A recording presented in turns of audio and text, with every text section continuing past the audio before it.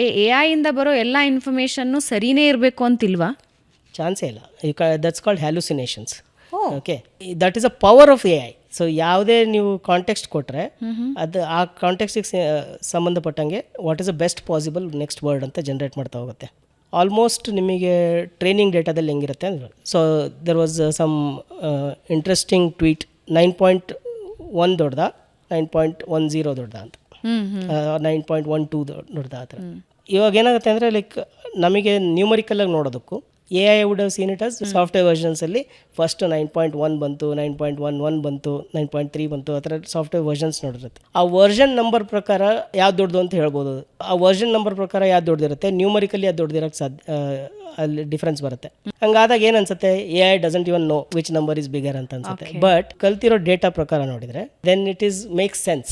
But ನೀವೇ question ಕೇಳಬೇಕಾದ್ರೆ ಇದು ನ್ಯೂಮರಿಕಲ್ ನಂಬರ್ಸ್ ಅಂತ ಹೇಳ್ಬಿಟ್ಟು ಬೇರೆ ಕೇಳೋದಕ್ಕೂ ಅವಾಗ ಕರೆಕ್ಟಾಗಿ ಉತ್ತರ ಬರುತ್ತೆ.